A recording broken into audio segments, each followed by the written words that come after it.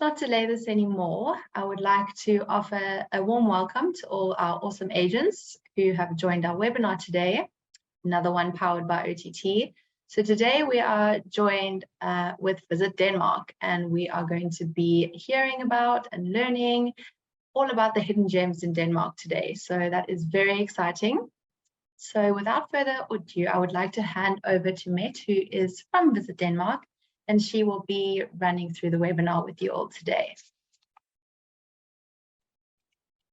Yes, hi everyone. I hope you can see my screen now. Very excited that you're all joining. So good to have you. I hope you have your coffees in your mugs or perhaps your afternoon tea ready as we dive into some of the hidden gems in Denmark. Just to start, this is me. My name is Mette Hansen, and I work with marketing and travel trade, and I'm based in New York in the US. My colleague Nina Seop is based in the UK, and we are your travel trade contacts for anything. If you have any interest or questions about Denmark, you're always welcome to reach out to any one of us. So today we'll start by looking a bit at the known places in Denmark, but how you can, or in Copenhagen, but how you can experience them from a new perspective. Then we'll go a bit into some of Copenhagen's neighborhoods, and finally we'll go beyond Copenhagen, look at some wonders in the Danish country, and finish up with some tips and tricks for traveling to Denmark. Just to start, I like to just land in Denmark and place Denmark in the world. Denmark is the smallest and southernmost of the Scandinavian countries. It is surrounded by water and only has a direct border with Germany. It is a pocket-sized destination. It only takes you about 5 hours to drive from one end of the country to the other. So it is a very easy country to get out and see some more of the country instead of just staying in the capital, because the transportation time is so short. Denmark is perfect for all types of travelers, whether it's family-friendly, romantic. We have beautiful nature. It's a bicyclist dream. We just had the Tour de France starting in Copenhagen. And we also have a very rich history with our Vikings and our royal family. And of course, we have a lot of hidden gems, and let's dive into those. So one way you can experience Copenhagen in a different way is to do it from the water by sailing the canals of Copenhagen. One thing that I really like to suggest is using Hey Captain. They have guided tours, but it's a private guided tour. The boat is kind of the size that you see in the bottom right corner, and they can take your clients on board where they can have a picnic. They can bring a picnic along, have drinks, and then they're sailing around the canals while getting a private tour. They can also be their own captain by renting a go boat.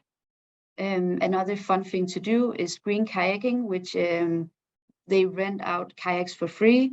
But in return, they give you a little bucket in the kayak where you can clean up the harbor while you're sailing around. And it's kind of a sustainable, climate-friendly way to see the canals. And then just a fun way to see the canal is Copenhagen. You see the photo with the green-looking boat. That's actually a hot tub that's sailing around the Copenhagen harbor. And you see the captain sailing the boat. He has a hat on, so this is winter time. You can sit in a nice warm hot tub while you're sailing through the cold city. That's a really neat, interesting thing that you can do. And of course, Copenhagen also have a lot of harbor baths where you can go swimming, and you can rent paddle boards and so on.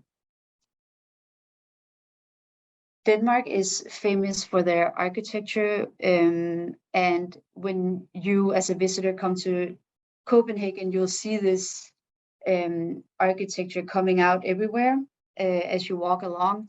And going on an architecture walk with Danish Architecture Center just gives you this opportunity to learn more about what you're seeing and understanding how we put functionality and playful, minimalistic architecture into everything you do. Explain why there's suddenly a trampoline in the sidewalk, or we have our elevated bike lanes. Yes, and I think now it's time for our first question. We have 5 questions coming throughout this webinar, as we are giving away 2 books about hygge. So yeah, let me read this question aloud. Finish the sentence. Denmark is the second smallest Scandinavian country. the southernmost of the Scandinavian countries, the only Scandinavian countries without a physical border to any other country, or Denmark is known for its great mountains.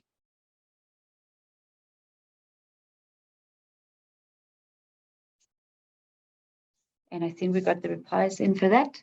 The southernmost of the Scandinavian countries, and that is of course correct. Yes. So the last way to, let me see if I can, there we go. Another great way to experience Copenhagen is by tasting it. Denmark is known for its gastronomy, especially with new Nordic cuisine starting to come out in the beginning of the 2010s, where Noma kind of led the way for new Nordic cuisine, which is a new way of cooking, where they look a lot of on local produce and Danish way of traditional Danish way of cooking, but doing in a new innovative way. And this also means that we have the best restaurant in the world right now is Geranium, and Noma is best of the best and has been the best restaurant in the world for many years. And a really good way to get a taste of Copenhagen is by going on a Foods of Copenhagen tour, where you go around, visit different restaurants and meet the owners of the restaurants.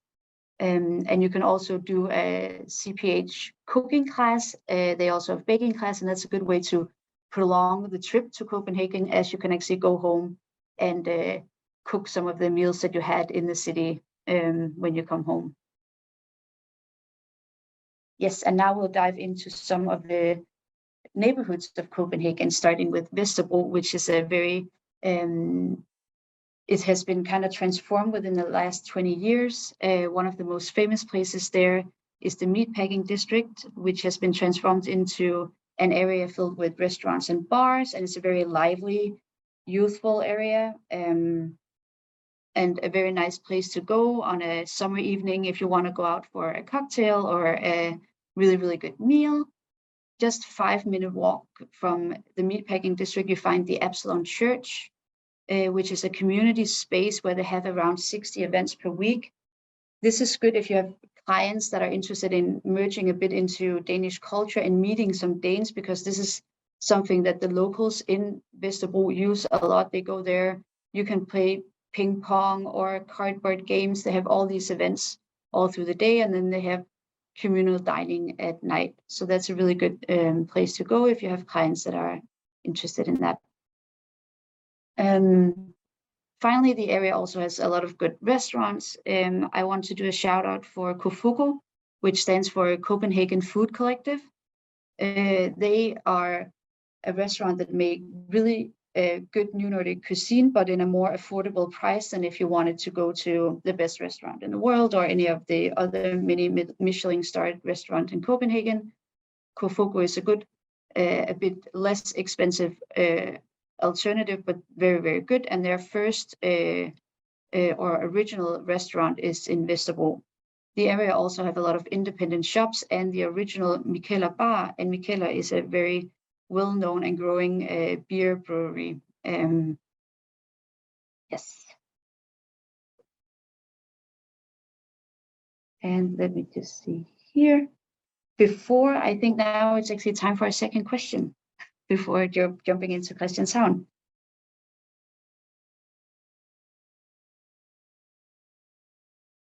So our second question is, what activities can you not do in Copenhagen's harbor? Swim in kayak, go on a guided boat tour, picnic, relax in a hot tub, or dine at an underwater restaurant?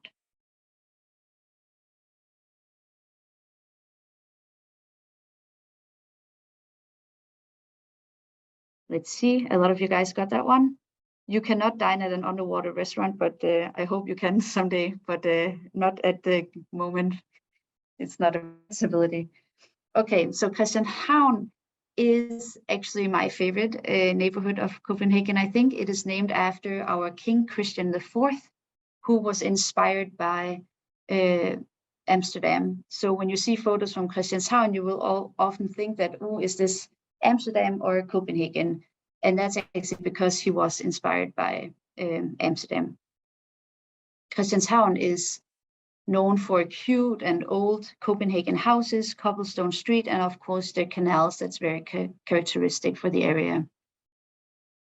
A cool thing to do is visit Church of Our Savior, which you see pictured in the bottom right corner.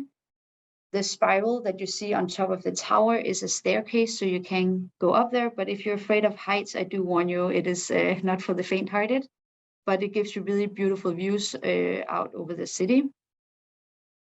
Another unique thing that you can visit in Christianshavn is Christiania, which some of you might know. This is a free town in Copenhagen.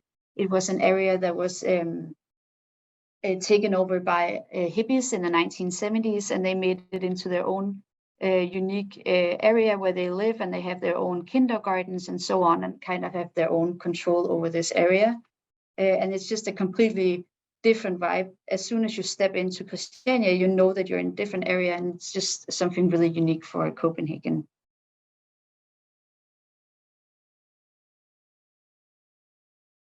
And now to our last neighborhood. Let's see if I can. There we go. The last neighborhood I'll talk about today is REFSHALEØEN, which is a pretty impossible name to pronounce. But REFSHALEØEN is the city's gastronomic hotspot. It's been completely transformed within the last 20 years. It used to be an old shipyard, but now it's booming with some of the most famous restaurants in the world, but also home to the largest street food market in Copenhagen, which is Reffen, and you see that on the bottom right corner. It also have Copenhagen Contemporary, which is an international art gallery. And one of my favorite things about this area is our Copenhagen Hill, which is a ski slope, which is built on top of a waste plant. And it also has Europe's highest climbing wall. So you probably didn't know, but you can also sell to your clients that they can go skiing in Denmark. And next is ski on the green slope that you see. It's some kind of bristle, so you can ski all year round here, which is a really unique thing. On top of the hill, you find a small cafe, and you also have views all over the city here. If you don't want to do the walk all the way up, you can take an elevator. And now time for our third question before going into our history gems.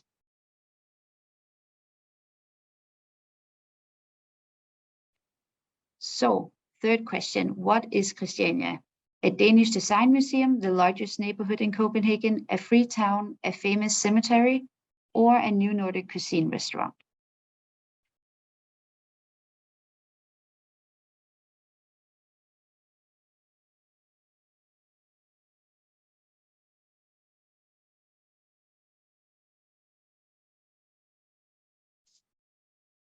Let's see, most of you got it. It is a free town. Yes. Great, so now we're jumping outside of Copenhagen and looking a bit into the Danish country.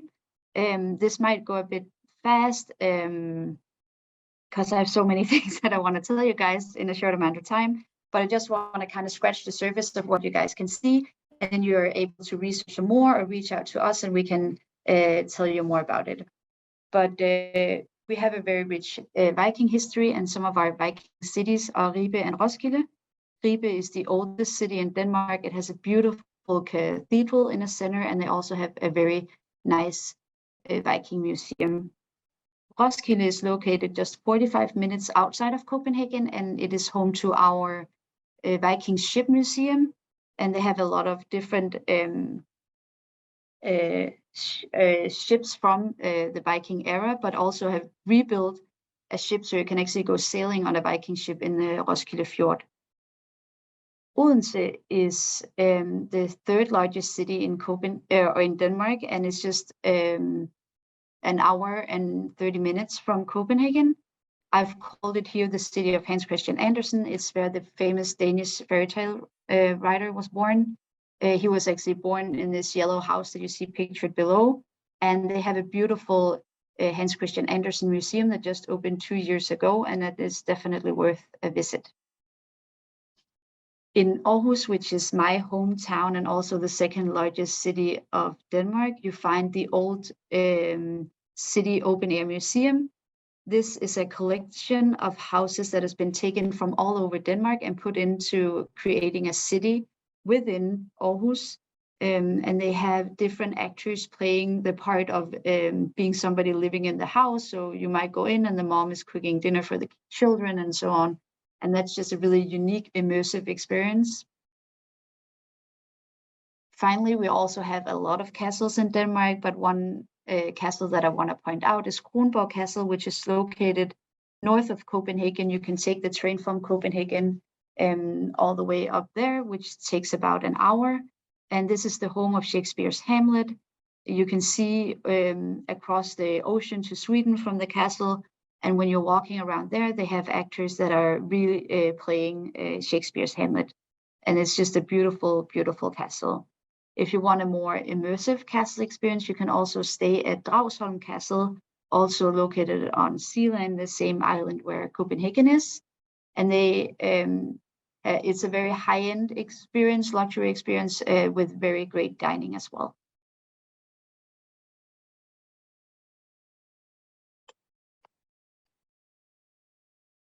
Sorry.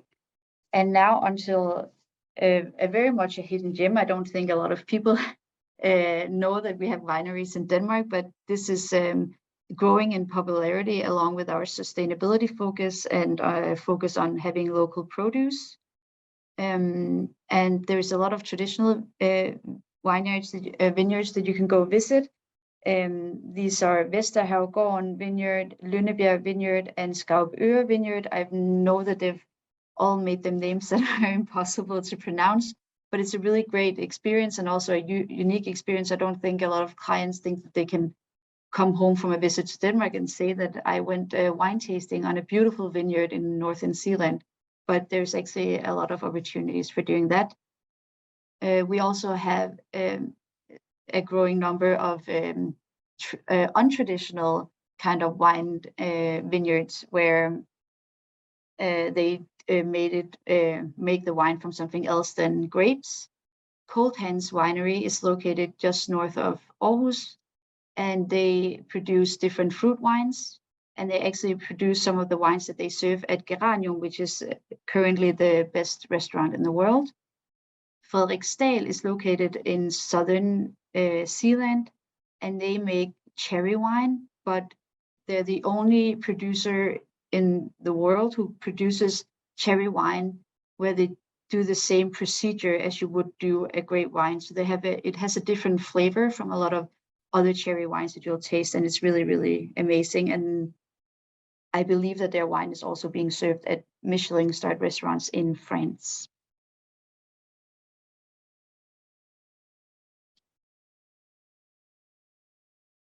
Yes, and now time for our fourth question.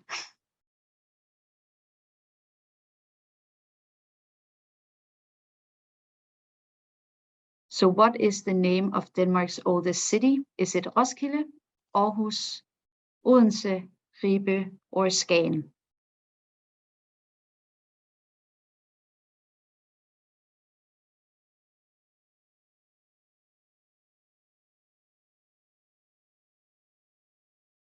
They're all pretty old, I have to say, but our oldest city is Ribe, is the one that can date back the longest.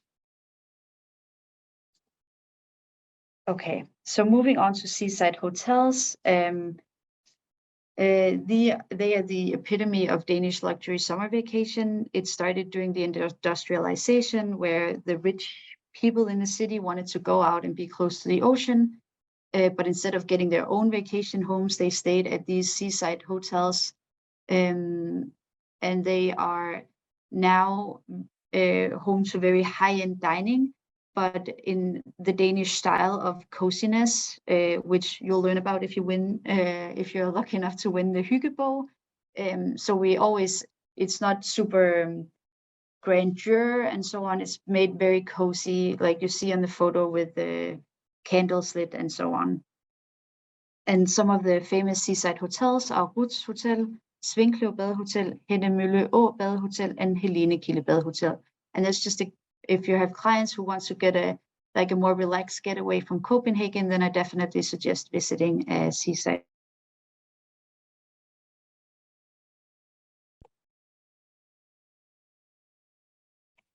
And now we'll head out to nature and see some of the natural nature experiences you can have in Denmark. One increasingly popular is oyster safari at the Varden Sea or the Limfjord, where you go out with a guide and pick out or pick oysters fresh out from the ocean, and then you have your guide who might have some bubbles with him, and then you can have fresh oysters and bubbles in the ocean, which is a really cool experience. Another thing you can do is surfing at cold Hawaii. And there's a reason why they call it cold Hawaii most of the year. It is a rather cold experience, but it's also something very unique that you can do. But on a warm summer night, it won't be that cold. We also have a very unique cliff called Møns Klint, which is a chalk cliff rising from the ocean. You see the photo below. And you can experience that from all. You can kayak close to it. You can actually walk down a long flight of stairs and get close to the chalk. It's really beautiful. This, even in this light, is beautiful, but when you have the fresh sunlight on, because the chalk is white, it also makes the water look very turquoise. So it kind of looks like you're in the Caribbean or something when you see a photo of it. You can also go mountain biking. So if you have any kind of travelers that are really active, then that's a really good place to go. And finally, I just want to mention the sandy North Jutland. Our beaches are really wide in northern Jutland. You can drive on the beach, and we have a lot of sand dunes close to the coast, and you can get some amazing views. Like at you see Rubjerg Knud Lighthouse is a very unique. They just had to move the lighthouse because it was coming too close to the edge. So that was a big deal of having to move that lighthouse in. You also have Rubjerg Mile, which is the pink photo. This is a sand dune that's moving across North Jutland very slowly. I think it moves around 10 yards per year, but it has covered a church that you can also visit called the sand-covered church, where it's only the tower that's sticking up because this dune has gone across it. So it's slowly moving over the northern part, and when you're there, it feels like you're in the middle of a desert because you're just surrounded by sand, and that's just a really cool, unique experience you can have there. And before moving on to our tips and tricks, we'll have our last question of this webinar. In which neighborhood in Copenhagen can you find the meatpacking district? In VESTERBRO, Christiania, Christianshavn, REFSHALEØEN, or there is no meatpacking district in Copenhagen?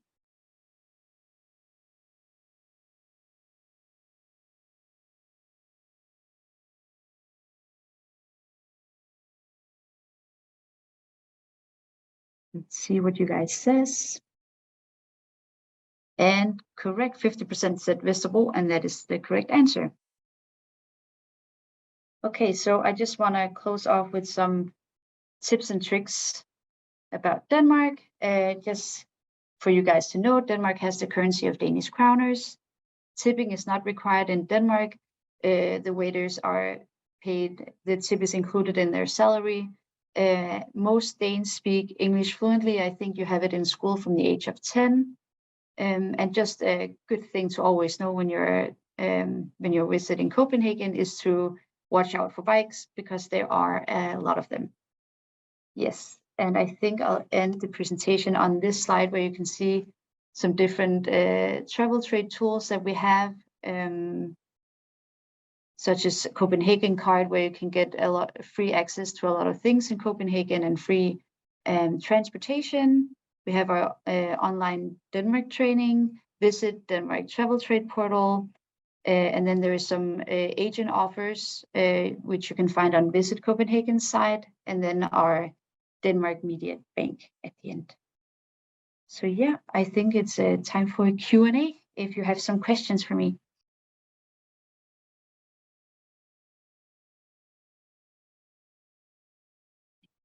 Thanks so much, Mette. We do have a few questions. Cassie would like to know what religions are in Denmark. We are in general a Christian country, but there are a lot of different religions. But I think for all the Scandinavian countries, if you see our flags, we all have a cross going through it, which is because we're all Christian countries. But it's very people are not that heavily religious in Denmark. It's not something you see that much. We also have a lot from the Muslim religion, Jews, but yeah, mostly Christians. Yeah. Awesome, thank you. And then another one from Daniela. She's asking, can you recommend a wine tours tour operator? Well, that is something I have to get back with you on. I have to figure out who does that, and then I'll get back to you. So Taylor, if you can note down the person who wrote that question, and I'll get back on that. Okay, so Daniela will be emailing you with an answer. And then another one from Lizzie, can you give any advice on where to go for a pre-cruise antigen test in Copenhagen? A pre-cruise what, sorry? It's a COVID test, basically. Ah, to get a COVID test. Yes. Where do we have centers right now? I know there is a center at the airport, but I feel like it changes all the time. But if you can test yourself, it's really inexpensive it's very cheap to get it just in a store.